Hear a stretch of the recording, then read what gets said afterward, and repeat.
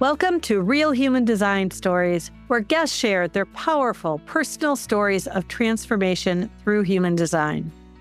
I'm Kathy Bashanko, an intuitive human design mentor and guide to radical self-trust. Join us as we explore how your human design experiment can truly change your life.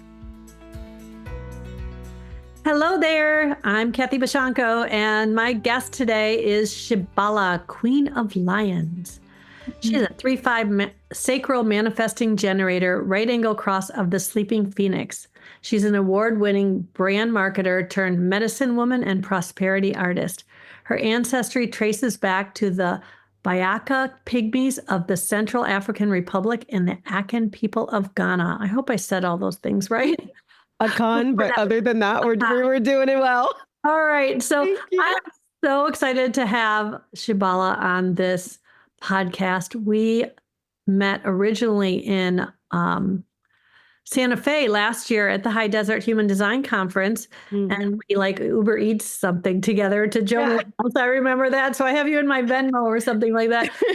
And we just had a small interaction there. But then in Austin, Shebala and I had some deep, powerful connections, and there was a lot of really cool shit that went down. There was some stuff, and we met little Kathy. Shebala met little Kathy in her backyard, and it was pretty cool. And I had such a great time with you on so many levels, and I'm so excited to share you with my audience. And if you guys are listening, I can promise you one thing: you are going to laugh, because Shebala's laugh is infectious. So anyway, I would like to just welcome you and love for you to just say hello and then take us back. How did you find human design, or how did it find you? How did it find me? So hello, and thank you for your presence, for your ears, right? How did human design find me? So I don't have years anymore. I haven't been as time bound as I used to be, but I think I looked it up for you, Kathy, and I can't actually remember it right now, but I want to say we're like five-ish years ago. I was at that time a coach. So I left my corporate marketing career, started 3 companies in areas of my passion, and I was coaching multi-passionate entrepreneurs, specifically women, in how to create businesses that felt like they were in alignment and allowed them space to grow. And at that time, there's a lot shifting for me. I can now say I was like at the beginning stages of a spiritual initiation, where I would eventually find out that I come from this rich ancestry of healing women. But at that time, I was still an MIT MBA, left corporate, now starting my own thing, trying to figure out how to help women thrive using the skills that I had from those experiences. I was afraid of anything that was woo-woo. I wouldn't say I was afraid. Yeah, your face, because I'm like, look at me now. Wait for it. Amazing. If I had seen me previously, I might have run for the hills. And what I mean by that is, I wouldn't have run for the hills. I would be like, oh, awesome. You're amazing. And also I would say, I'm not taking a word of advice from you, because that was so different from the logical, what I felt like clarity, which I know now is so much of my innate wisdom, right? I interrupt for 1 second. I want to paint the picture of Shebala, this person who's describing herself this way. She showed up in Austin with like woven baskets with sound bowls and like runes she could throw for the I Ching stuff, and like her cards and all of her stuff, like that she would come in and, dressed in your colorful regalia. And it was just, yeah. Yeah, I was in full medicine woman there. Yeah. As I am now, like I walk as a medicine woman, and I'm pretty I don't think anybody would see me and think otherwise at this point. Like it's on my face. It's in everything. But back then, no, I was Curly Executive. That was my brand when I wasn't a director of marketing, right? Like and Curly Executive was me trying to say, I can make myself an executive. So there was a little bit of something to prove, but really just a genuine desire to support women. And so as my life started shifting, I ended up with 2 clients. So fun thing about me in human design, I have the money channel, and I never have a problem making money. If I apply myself, 45, just so people don't know, it's here. And so for me, I was going through a moment where everything went to hell. That would be a whole podcast, but everything was falling apart. And I was like, what is going on?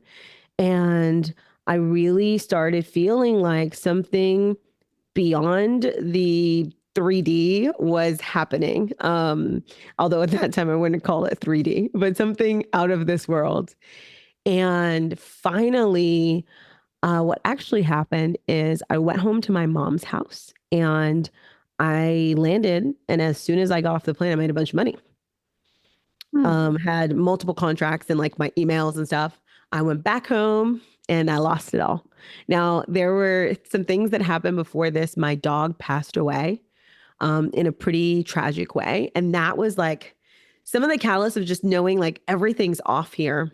And so as I'm moving through this experience, I get 2 clients and they are phenomenal.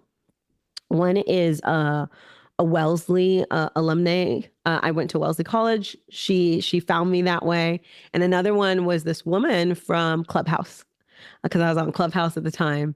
And she was a hoodoo priestess and a newborn care specialist. And when I met her, I was like, you should combine these businesses. right? And she was like, yeah, no. And I was like, great. Because I want nothing to do with the hoodoo priestess part of it. Because for me, my grandmother's a reverend. And I was like, this is witchcraft. I must stay away. So in the middle of working with her, she was a manifester. And I think Becky Morrison, I believe she's a generator. And so I am a manifesting generator. And my manifestor was there and she's like, I can't do the things that you're telling me to do because my human design says I shouldn't do them. And I was like, what is this bullshit system that's limiting your money? And that was like the angle that I got into with human design. So it turns out Becky, the other woman, also was into human design. And she felt more comfortable to me at that time because her dad was like a Lutheran pastor. And so she was into human. Get a warm enveloping aura. Yeah. So she was like in the human design too. I wasn't the aura. I really connected with Yvonne, my manifester. I didn't have that aura thing. And perhaps it's because I'm a manifesting generator myself. And so I get to play with both of those auras. And I am sometimes in my Manny aura and I know it. I feel it and people feel it and then they stay away. And so I don't think I interpret it that way. Does that make sense? Like I see it and I'm like, yes, someone's in work mode. And I also have no problem pushing past it or penetrating it, I guess, if we want to use human design terms. Perhaps that's my 59 on the 5 in my unconscious grounding earth. So, all of that being said, me and Yvonne, awesome.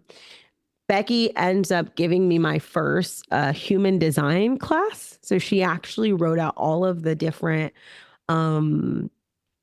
the authorities and types and she basically gave me like a mini human design for business coaches course. And it was so valuable because it just gave me an outside perspective. And I was like, what do you mean?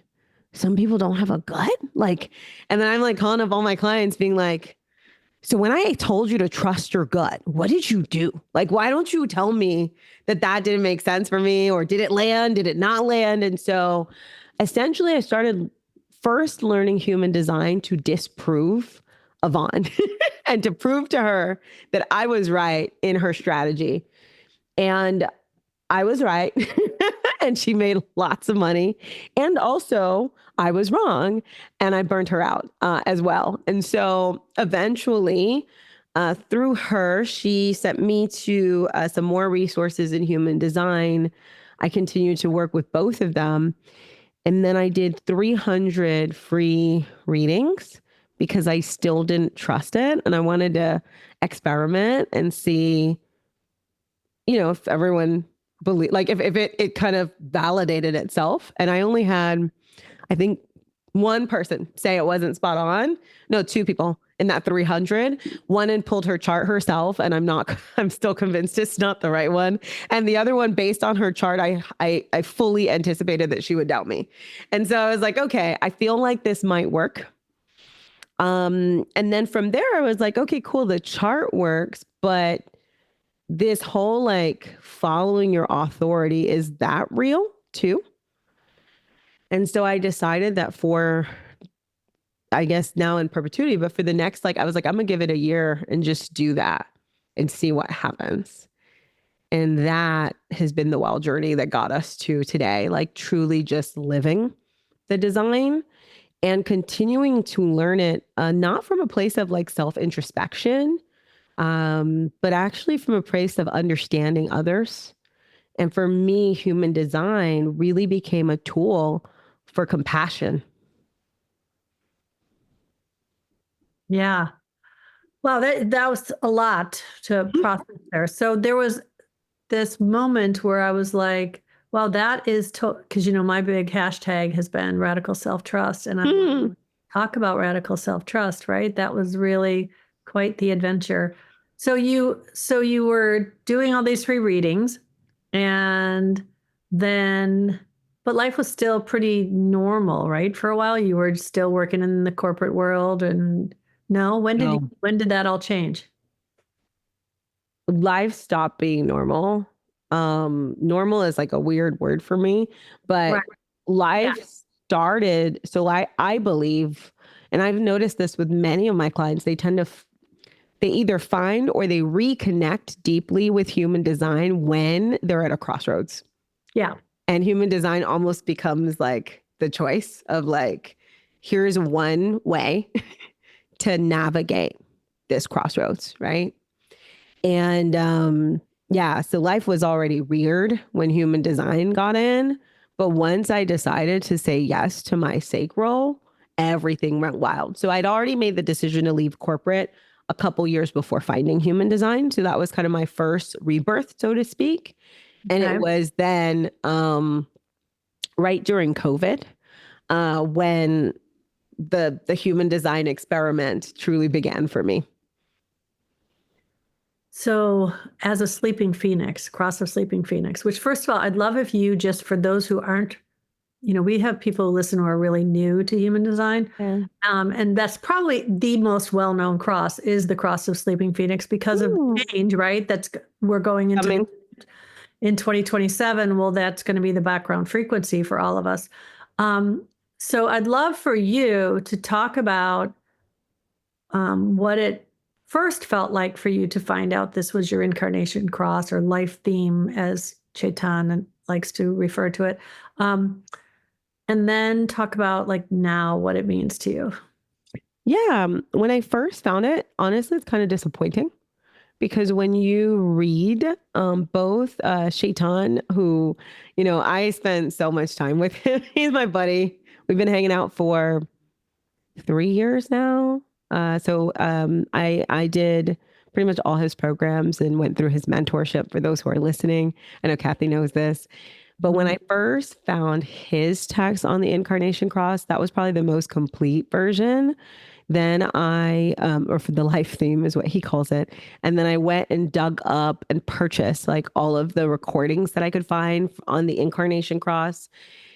And what I got to was there wasn't a lot of detail. Like, whereas other people's crosses were what felt like a little bit more specific.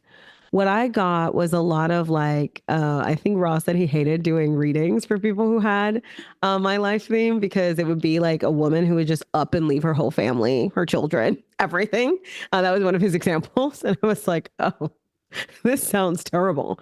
So when I first came across like my incarnation cross combined with the 3 and the 3-5, it just felt like a life of failing over and over again, feeling like I was asleep, then waking up to things I had been ignoring, moving too fast, starting and stopping. And yeah, like it wasn't like very positive. There's a lot of out there that feels like that, I think.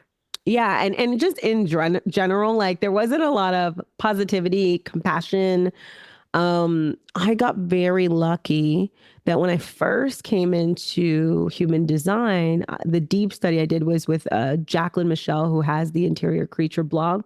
And I feel like she has a very compassionate lean on how she teaches human design. But then also, right, there's a balance. And it's really helpful. So yeah, but when I first was reading, I was like, this isn't enough, because then when I went deep, there still wasn't a lot of clarity. And so I think this is one of the crosses that I don't feel like has the best information. I feel that way about my cross too. I mean, I wonder if most people feel that way. That would be an interesting poll to do. Do most people feel that their life theme incarnation cross resources are falling short? I mean, I bet they would. But when I guess, even when I explain other people's life themes, like there's a lot of juiciness in other ones. And this one I just feel like is off, period. So for me now, so there's 2 things with my life theme. Number 1, these death and rebirth cycles. At first, it was changing careers, right? So I was a French major, like French political science major. I thought I was going to go and become a diplomat. That was like my goal, my dream. I applied to the Singapore office, which only has 1 post, and I got runner up. And I'm like, 1 post in the entire world. And I thought that wasn't good enough. And then, baff, like I was like, this isn't what I really want to do. And next thing, I end up in business school. I'm going to MIT. And then I blew that up. And I end up being an entrepreneur. And then I stopped that. And I'm like, I'm coaching women. And so at first, it felt like it was just going to be that, right? Like the changing of lives. And that's actually some of what gets like documented. But then I actually died. And so I had my first death experience, like truly dying and going through the ashes. And that happened on breathwork. And that was wild. And so I had a breathwork experience. I was eaten by lions. I saw myself go through a light. I met my ancestors. And that's where the name Shebala, Queen of Lions, came from. So you actually had a death experience. Your body actually died for... That is a big question that I have. Like, did my body die for a minute? Did I have what someone would call a near-death experience? I can't actually tell you. I can only tell you that when I woke back up, I couldn't move. And then I was talking to myself. I couldn't move. And initially I was in 2 voices, and it was a really extreme experience. And that was the first time.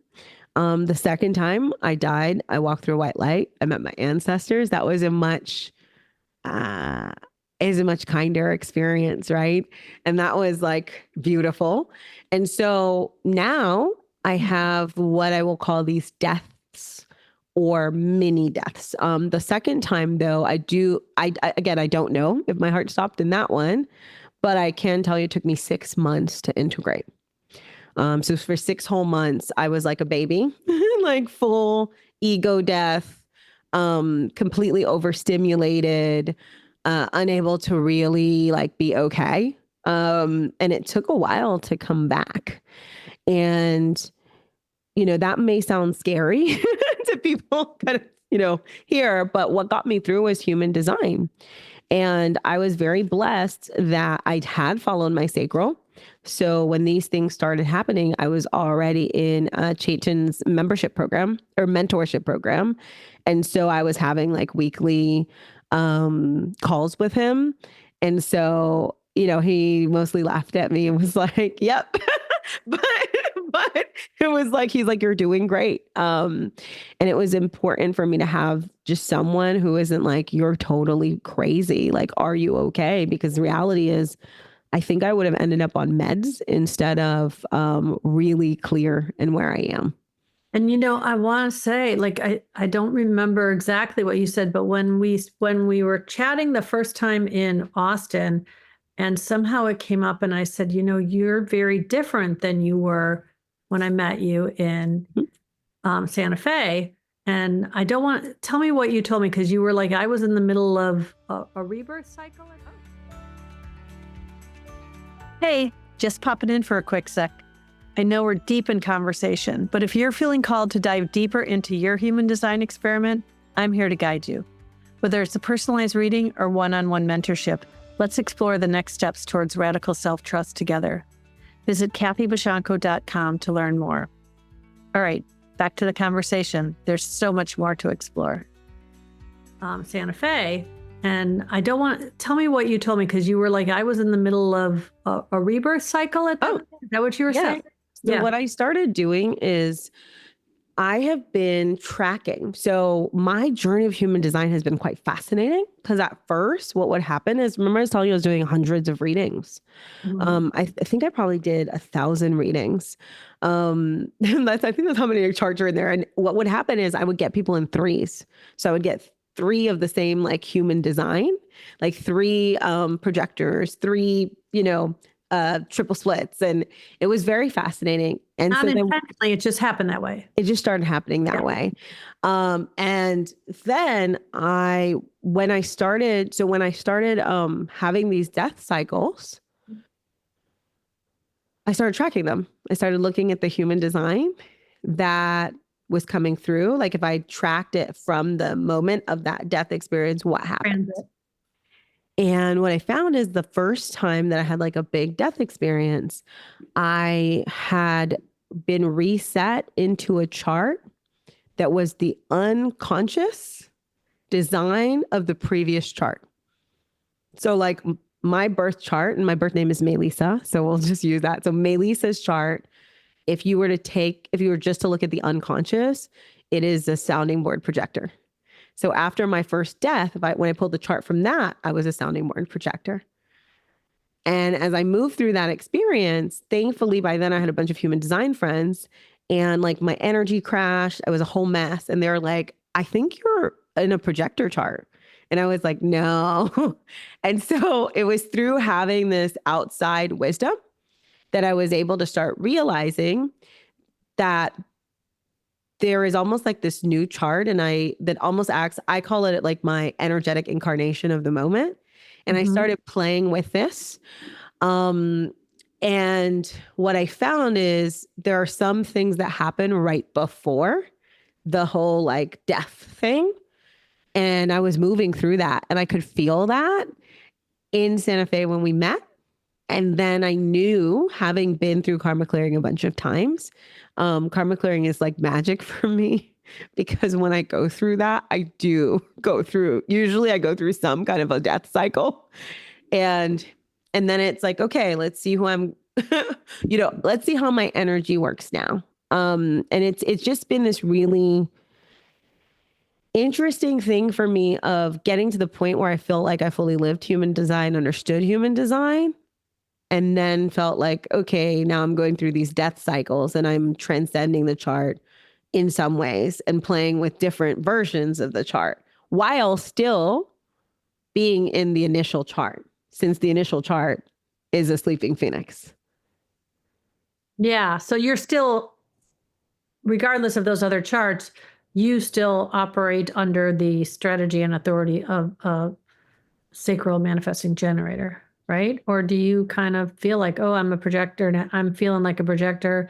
under this thing, under this. I don't want to. Yeah, I don't bind myself to human design anymore. It was really helpful the first 2 years of my journey. Mm-hmm. And then there's two things that happened. One, I was using a mental framework to tap into my sacral, right? Like I would ask myself, like, do I have the energy for this right now? And so now I'm using a mental framework to tap into my body. And eventually I needed to graduate to just being in my body, which is like another level. And then what I found out is that I have so many different ways. So I still have my sacral that can be my guide. But now I also have my ancestors. I also have messages that, I talk to God. So I have that relationship too. And then I have something that feels like intuition that is not coming from my sacral. And so I have all of these different ways of engaging with my body. And one is my sacral, and I leverage it quite a bit. And then there are others. Wait, did you name your sacral? What did you say? I love what? Oh no, I just called it. I said I leverage others. Okay. I'm sorry. Yeah. I thought you called her Bridget. I'm like, no, what I realized is when I was going through these death experiences, and why it's really fascinating to me is also I had a lot of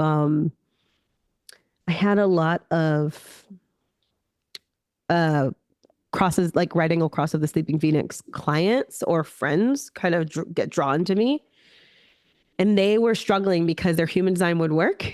And then they'd go through one of these transitions and then it would stop working sometimes. And so what I found is there was a moment where I was in a chart that was like when I looked at the new chart that I pulled, it was an emotional manifester. And there were just like a couple moments where I would like struggle and be like, what is going on? And when I pulled the chart and looked back and like, okay, if I pulled the chart from the moment when this transition started, what does it look like? Now I'm an emotional authority. So it kind of broke the system for me because sometimes it would work and sometimes it wouldn't work. And how would you know the transition was starting? For me? Yeah. For me, it literally feels like, I'm laughing as I say this. I've never told anyone this out loud. You ever seen on TV when like werewolves are transforming and their like back is cracking and all this stuff? I literally have a moment like that. Really? Yes, I swear to you. And it feels like butterfly wings are emerging, but it's like it's literally a spinal reset that happens. And it'll either just happen spontaneously or in Qigong. And I know I'm not the only one because I have clients who have this happen in different ways where their body just literally contorts, resets their spine, and it's almost like integrating a shift. Wow. Yeah. Now I want to just back up because one of the things that I always tell people when I'm talking about the sleeping phoenix is, to think about the mythology behind the sleeping phoenix and how literally this, and I'm sure you know it better than I do, but I'm going to tell you what I know. This legendary creature will go into the tree and sing its heart song until it bursts into flames. But it has to sing this song. It has no choice but to fully sing this song and then burst into flames. And then it will rise from the ashes and grow bigger, right? And then have a bigger song and then sing that song until it bursts into flames. And then again, keep rising up. And it's this true, deep individual. I am going to be completely who I am, even though it's going to be hard and it's going to. And that moment when you're like bursting into, you're going to burst into flames. It's so human to think, well, you would stop. But no, you keep singing and you burst into flames and then you rise again and it just keeps getting bigger. And so when you think about that, that is a little bit terrifying, but it's also beautifully inspirational, right? Yeah, it used to be terrifying. I spent a long time in like struggle surrender is what I would call it. Okay. But now I kind of relish in every rebirth. I realized a couple things. One, I guess if the bird is getting bigger, it's because some of the bird is left, right? I used to build things in a way where I would really have to destroy them. And now I realize that some things I get to put them down and pick them back up. And now it just feels like a series of integrating things. So nothing. So even though there is a death and a rebirth, it just feels like more. Like it's more abundance. It's more everything. The sleeping phoenix is so fascinating that we call it that, and use that, because that really, it feels like that. I live that.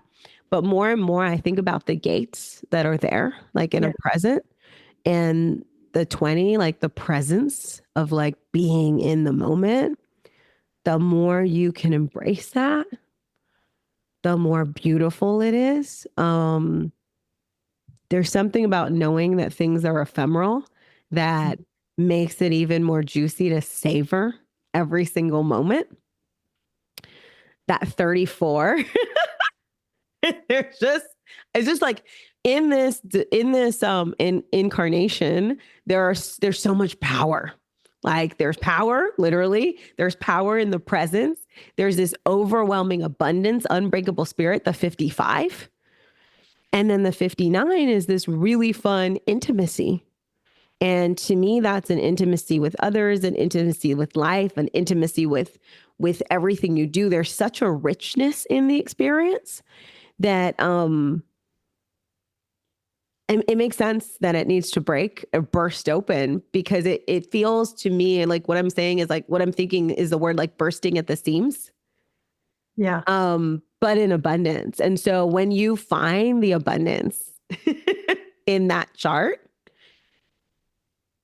it just shifts everything. Like you really start to be like, oh, wow, I'm accumulating. I'm growing. I'm really getting to shine in this power. I have a presence that can shift people and that can yield a rebirth in others.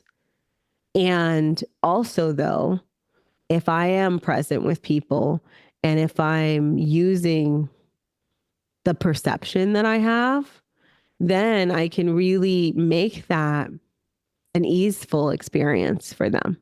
Like so much of my life right now has been figuring out flow and ease. Like the last decade has been, how do I get to flow and ease while knowing who I am?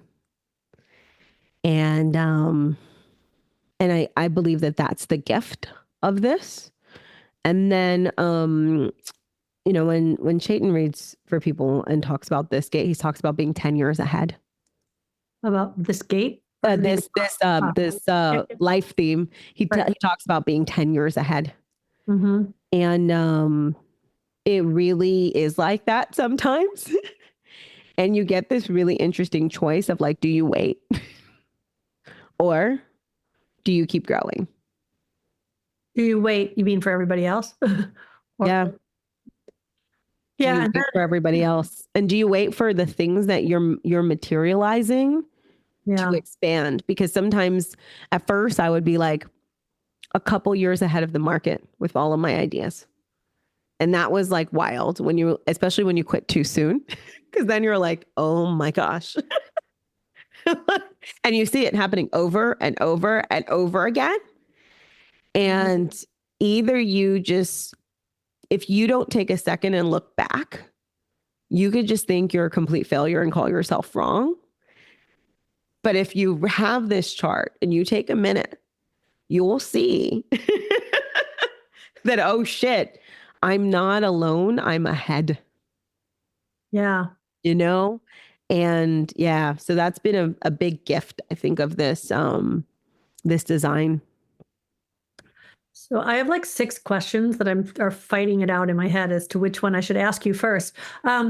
Because I'm always afraid I'll not remember the other 5. But I want to say, like, first of all, anybody who's listening to this and is like, okay, great, but I'm not a sleeping phoenix. This is really important stuff, because this is the background frequency we're moving into. And it's such an interesting combination of 3 parts individual energy and then the one part of that tribal intimacy. But I noticed just your chart in general, which if people like to look at charts, I will have your chart posted on the episode blog on realhumandesignstories.com. And but if you looking at your chart, you have so much individual energy. I mean, you've got obviously you know this, but I'm telling listeners, you've got the ajna to the throat with the 4323, which is, you know, we lovingly call it the genius to the freak, right? Genius to freak channel. And you've got that 3420 that every sleeping phoenix has, because that's 2 of your gates. You also have the 10 in there. So you have almost the entire integration circuit, which I have. The 57 is the only gate of the integration circuit that I have. So I complete that. You complete me. Right? We can complete the integration circuit. And then you've also got the 14-2, which is, you know, the channel of the beat, which is pure individual energy. And then you have the 1. Now I have the 1-8, so I compromise your 1 there, but that's really individual energy. So you've got a lot of individual energy. Then the only other channel in your chart is the money line, which is tribal. But I always feel like it's such a different kind of tribal energy than any of the other tribal channels. And I don't know if you feel that. I feel like it's so, like there's such a strong sense, you know, because it's the only one that's connected to it's not the only one, but it's connected to the only one that connects the ego to the throat. So it's this really strong motorized energy of willpower, desire, you know, heart. Well, you also have like the queen, like the 45 up there, right, which is like a very specific type of vibe. Very individual part of the tribe, right? It feels like these 2 gates have very specific individual roles as they serve the tribe. So I can see how that. So then this whole gate of the queen, right? And now you have this experience and you're told you're Shebala because your name was Melissa. Melissa. Yeah, it still is my birth name. I still, but that's, yes, the name I was using was Melissa. Okay. And so now you're told you are the Queen of Lions. And can you tell us more of that story? Because I really want to know who that is now. I'm still learning. Shebala, what has come to me so far, she, like woman, Bala is childlike and power of the mind. It also sounds like a lot of other words like Shebalba and Shivala, which be like paradise, the underworld, and Queen of Lions. So what's been interesting to me is the number of people who come to me who have a lion related something like, and it's pretty cool. I was gonna say it's pretty wild because literally it's like a lion tattoo. They are a Leo. Like many of my clients have something related to lions in them. My family is also Jamaican. Lion is like an important animal. So there's just a lot with lions. I'm still figuring it out. So I leave, as you know, on Saturday to the Serengeti. So I'm going to go. I'm doing a pit stop in Greece, but I'm going to literally go connect with my lions. I might be able to tell you more after that. Oh, wow. Oh, I'm sure it's going to be on your story, right? Yeah. I love your stories. That's so exciting. So when I think of lions, you know, or in the context of what you've been talking about, I just keep thinking of the strength card, right? And this like gentle strength with these beautiful creatures. And yeah, so the voice or the experience just told you this. Like, I want to know more about what it said to you about it. So it was a visual. So it was me with butterfly wings, so transformation, walking with 2 lions by my side. And I find this recreated a lot, where 2 people will come to support me in different ways a lot. And I just view everyone that I walk with as a lion. Like for me, as I work with people, I try to find the lion in them. I use a lot of lion references. Like one of my one of my products is called Roar, Release, Overcome, Align, and Reign. But this idea of I love that. thank you. But the lion and that king energy, like this, the king of the jungle. I really and truly believe that all of us have a roar within us, and that roar has a specific frequency that just can motivate the tribe. And many of us are more like, the Lion King when he was trying to find his roar, where they're like, working around and it's not quite there. And I felt like that too. You say that I have an individual chart, and that's so true. Like, it's so individual. Right. And yet, before human design, if you asked me what made me happy, I would tell you that what made me happy was serving my family, like making other people happy. And it took me, going through a lot of things that happened by following my sacral to really realize, like, oh shit, this is not where my happiness comes from. Yeah. The irony is, once I accepted that, I actually ended up doing even more service. The last year and a half, 2 years, I've been a caretaker for my mom, but it's by choice. Like, it's a conscious choice to do that now. And it's a very different experience. So I might be living in the same way, but living something completely different because I see Tom to Tulum, right? Like you are a very fun caretaker. Yeah, I mean, we can do that now.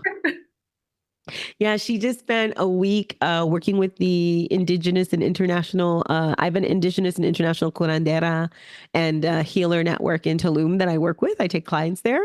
And so I took Mom. She was my client for the week. And she got massaged and all of that stuff because, to your point with my individual is leaving for 6 weeks.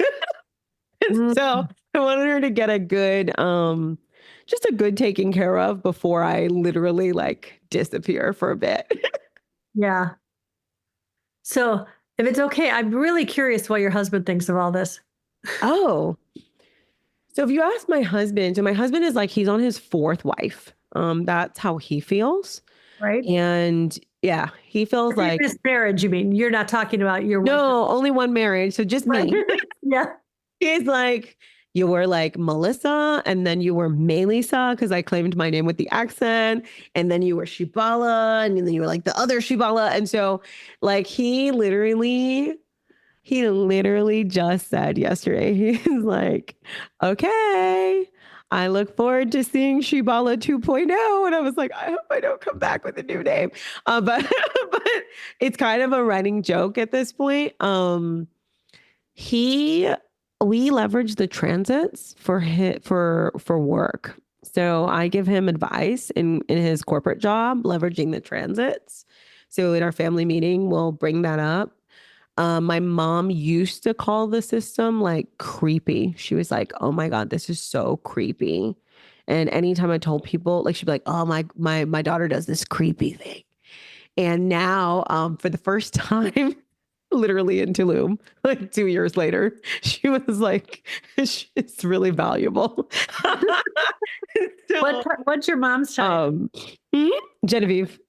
No, what's her type? Oh, what's her type? So the tricky part, we don't have she's a generator, but we don't have a like solid birth time for her. So we did like a reconciliation, and I think we're pretty much there, but he's a 2-4 sacral generator. Okay. Yeah, he's a 2-4 sacral generator. My mom's a 3-5 sacral generator. But essentially, they've seen the shift in me towards peace. And I'm super grounded and just really clear on why I'm here on this earth now. And also clear on the fact that I don't know anything at the same time, right? So like super solid and also completely open to that changing moment to moment. And they've watched me move through this transition, but it was so hard. Like my husband, bless his heart, did the things that I thought at first I was starting a crystal company. Like I was like, I think my sacral is leading me to start a crystal company. I think it's wild when people try to believe that. I believe we can use our authority to guide us in business. But sometimes when we are of the business mindset, we think that all the guidance is to be applied to business and is like giving us, like it's telling us what we should be doing. When in reality, what we're getting is clarity on being, not the doing. But I was applying it the opposite way at first. And so I dragged him to Tucson and we bought like $20,000 in crystal inventory. And then we did like sound healing, and then I'm buying like $10,000 in instruments, and Oh my God. it was just wild. My sacral took me to all these amazing teachers. I spent $500,000 on my this is my gate 26. I'm going to blame it on that, because it would literally be like, okay, I'm going to learn human design. Who can I go to learn this the quickest and most efficient? Right. Cool. Let me pick Chetan. How much does he cost? That was like, I don't know if it's the money channel plus efficiency thing. Like it was wild, but $500,000. And my husband is literally, that's not his style. He's very conscientious with the funds and frugal. And so it was very difficult for him. And now it's all worked out really well. But it was hard because it was both an expensive journey, a journey that felt random. I went to the depths of my pain. The depths of my pain, the depths of my emotional wave, periods where I was like suicidal. I would show up as a different person at times. And finally, we got to this beautiful place of peace. And now he's like, "Ooh, I get to go on my journey too now." But I'm honestly like shocked he's still here. I was going to say, he sounds like a pretty incredible guy. I picked a great husband. Yeah. Yeah. So, I just had a question leave me. So we were talking about all these different things that you were doing, and I don't know, I had a question, but it has completely left the building. So, I know what it was. When did you first, because you said you were pretty logical, and I'm assuming you didn't used to get downloads as like a channel and stuff. When did that start, and how did you respond to that happening the first time? Okay. So the first time I can remember, so I was taking the woo-woo client that I told you about to Tulum to celebrate a money win. She made like a $10,000 weekend. And I was like, we need to celebrate. And so I went there and I was in a sound healing. And then I saw my great grandmother, Caroline. And she told me that something terrible was going to happen involving my family, gave me details. And I thought I was going crazy. So I called my mother and my grandmother and I told them what happened. And they're like, "What did Caroline say?" And I was like, "Excuse me? Like, what do you mean? What did my dearly departed great grandmother say?" Right. Like, do we just talk to dead people all of a sudden? And Right. they're like, "Well, they kind of hang around. So we don't have, in some kind of households, there's more of a tradition of like an ancestral altar and all of that. Because my grandmother is an Episcopalian reverend, we didn't have that type of lineage. And so, or if we did, it was gone." So essentially, but they were like, "Yeah, they're in the house sometimes. They talk." So they didn't think it was so weird that I got a message from my great grandmother. So that was the beginning. But then that same week, I downloaded 100 poems. So I wrote 100 poems, and they were it was like so much clarity came through. It was like all the unexpressed emotions were just coming out on page. I got clarity as to like business plans. I got direct messages. But the way this happened was that I had taken a friend with me to Tulum, and he left. Like he left me in Tulum. A taxi that same night tried to kidnap me. Yeah. Like, so he left. I was alone in an area that I wouldn't have, like, if I had known I was going alone, I would have been by the beach. Like I would have been in a hotel with a generator. Like I would have had a completely different setup. So he left unexpectedly. I was then there that same night because, again, typically I wouldn't take a taxi past a certain time. But because we had already made plans for a massage, I got my massage. I get in the cab. Cab takes me out into the jungle. The voice of Shebala, which is, I'll call it Shebala now, but like my roar came out and was like, you are going to take me back. Guy freaked out. Takes me back, but there's no lights, like nothing's working. And in those 2 days, I'm getting all these downloads and everything's coming out, a lot of clarity. And I am freaking out, completely freaked out.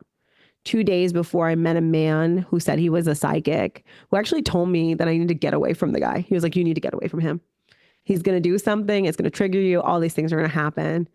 That man's name is Daniel. He goes by Magic Mechanic on Instagram. He's the only person where I'm like, he's a right angle cross of the Sphinx. When you see his chart and you see him as a human, you're like, oh my gosh, this is the full manifestation of that like life theme.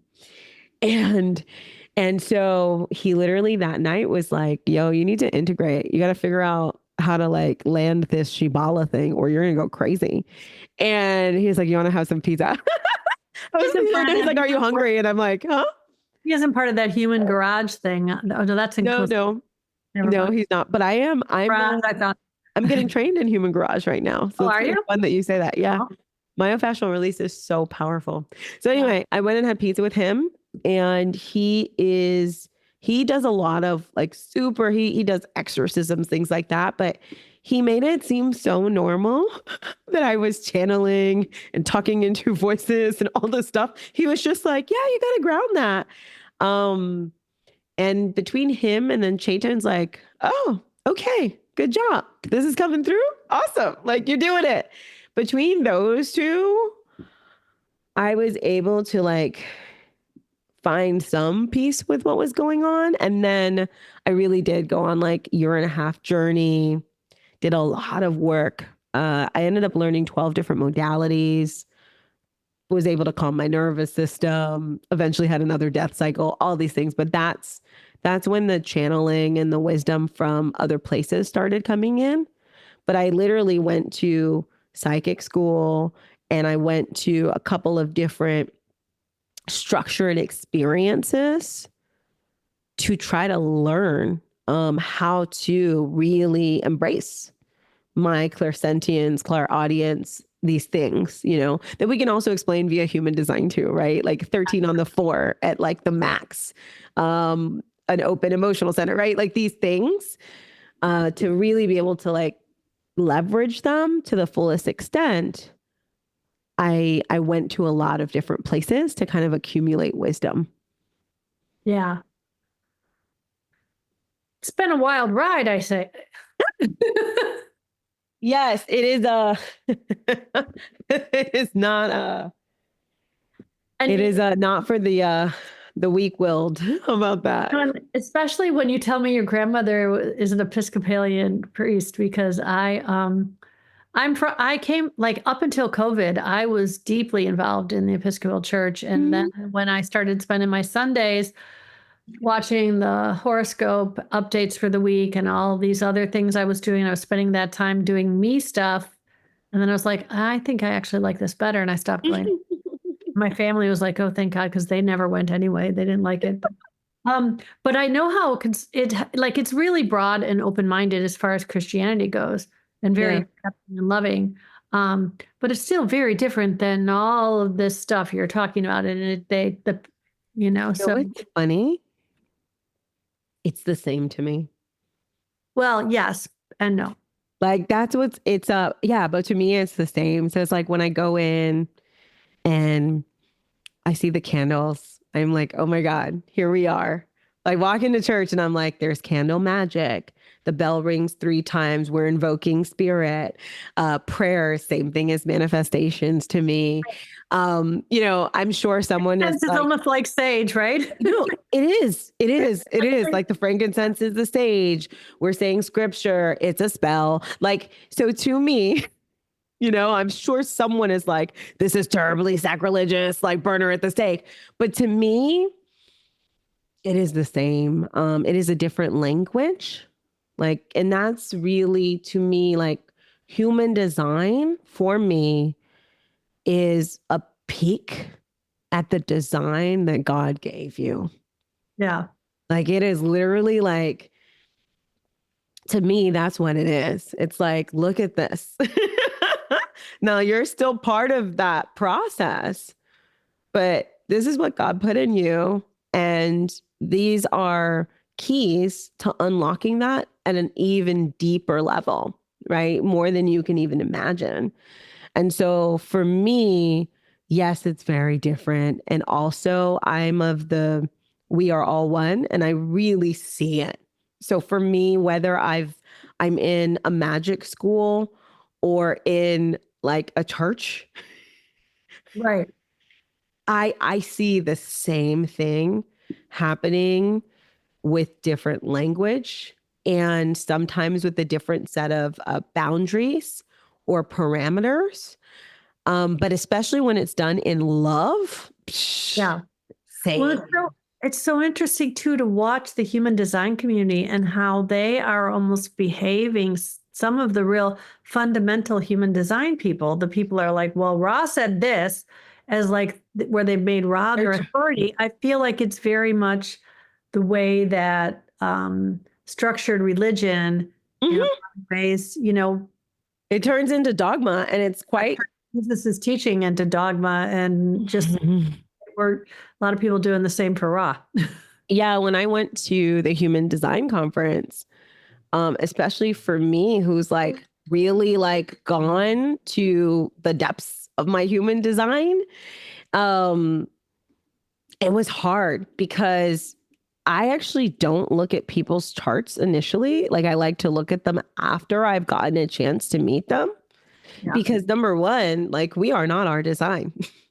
Right. Point blank, we are a design plus our conditioning. Like, and so the person you're meeting in the moment, it's on a chart. It's a whole person.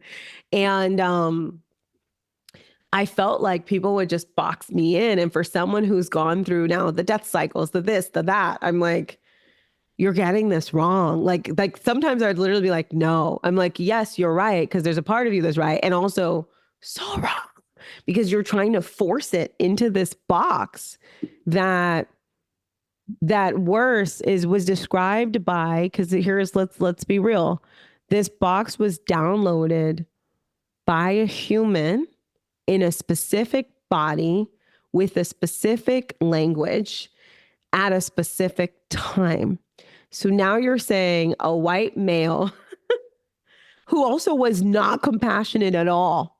Like right. When you listen to his recordings, oh my gosh. Like talk about the isms, racism, sexism, this, that. And you're like, when you listen to them at depth, you're like, okay, this is who this came out of. And there was then processing, and he was working within his mental framework, and he did a damn good job. And also, right, it's not clean. Right. It's not clean at all. Well, and anytime you allow anything, whether it be the Bible or the Ravi Ching or anything, tell you who you are, you're doing yourself a disservice, because all of these are tools to point you towards your true self. But, you got to know yourself, right? To thine own self be true. Who said that? Julius Caesar or something? I don't know. Somebody famous, somebody dead, some dead weight. It was good though. He did a great job. That, and then the other thing that's tricky for me that irks me quite a bit is that most of the resources that we find online today are from, like, I see it, most of what I see online today is from people who haven't gone into the nuance of human design. Like, they literally don't know the gates, but they're producing all of this content that's essentially an extrapolation at the highest level, right? And so they're being like, you're a manifesting generator, and therefore, blah, blah, blah, blah, blah. And it's like, accept that. That's not true for me at all. So one of the most powerful things, you actually brought that up when you said, do you use like my authority? Okay. Yeah. Sacral authority is fabulous. But when you have the channel of structuring, right? Genius to freak, it is so valuable to know when you are invited and recognized.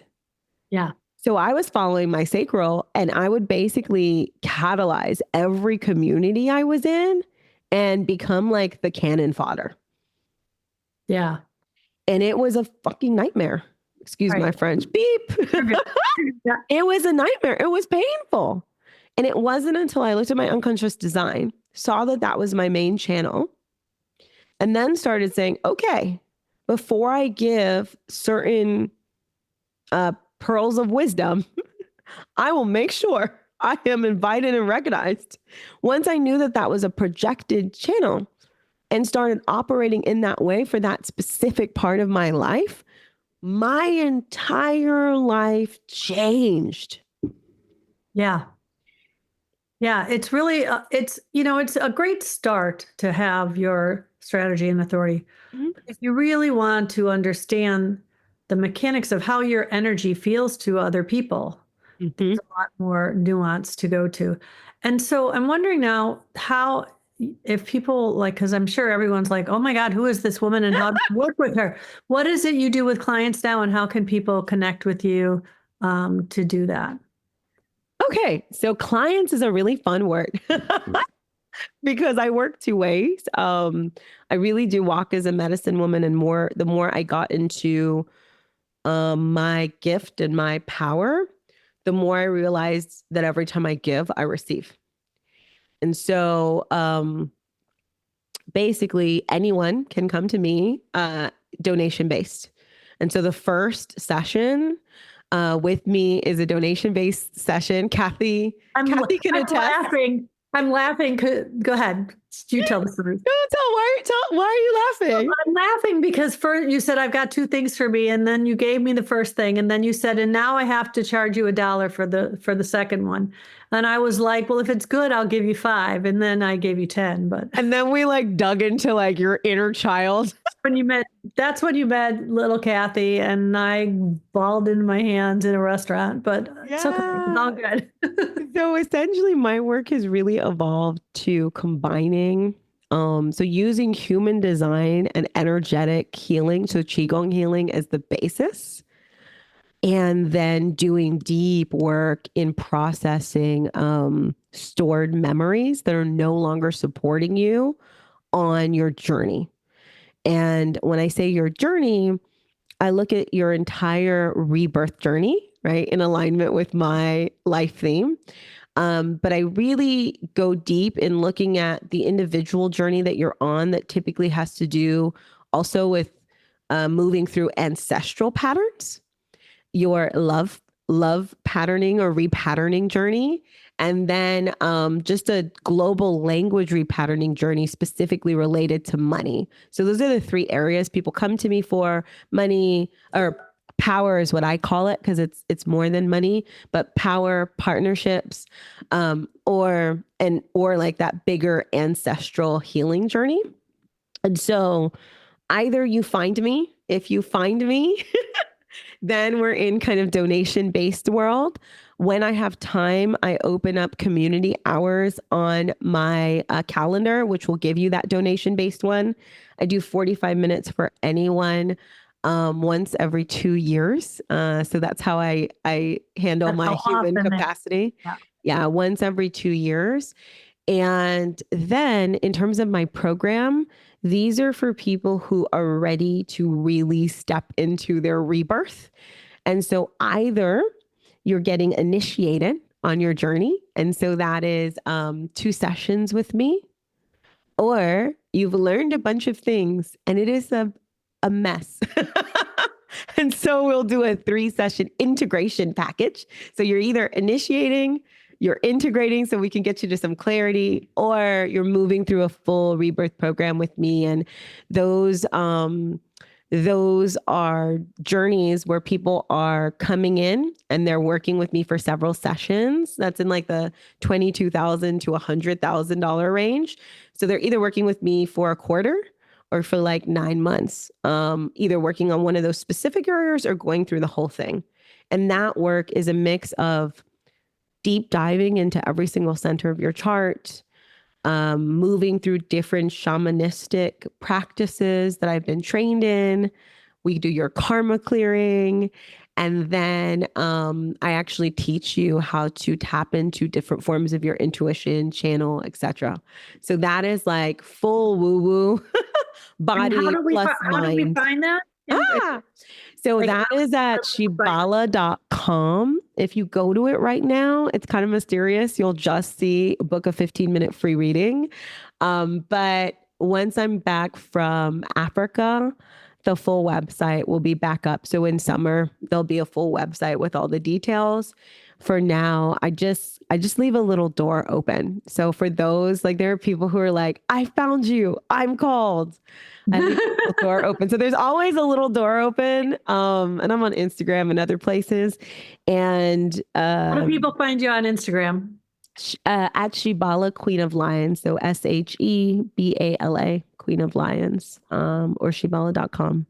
I want to thank you so much. I could have talked to you for another hour, but yeah, this was really fun. And I told you guys that she would laugh. You've got that laugh. And I actually kind of want your orange microphone now because you can have an orange microphone too. I'm going to get an orange microphone or maybe a yellow one. I don't know. We'll see. But I want a colorful microphone now.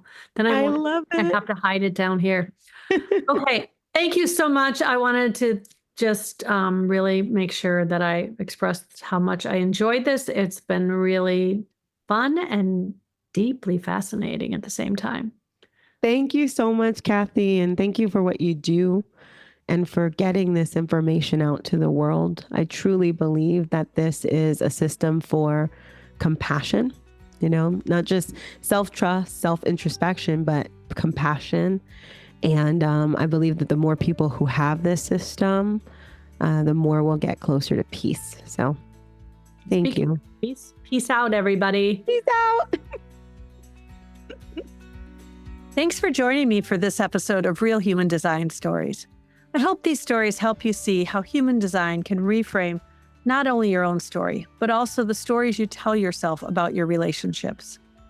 If you're ready to tell a more empowered story about who you came here to be, I invite you to explore ways to work with me directly at kathybashanko.com. Supporting this podcast is easy. Subscribe on Apple Podcasts, Spotify, YouTube, or wherever you listen. If you enjoyed this episode, please leave a 5-star rating, like, comment, and share with your friends. This helps the podcast grow the most. You can also become a contributing sponsor for as little as 99 cents a month. Details are available at realhumandesignstories.com. Thanks again for being here. Real Human Design Stories is created and hosted by me, Kathy Bashanko, and produced by Number 3 Productions. Peace out, everybody.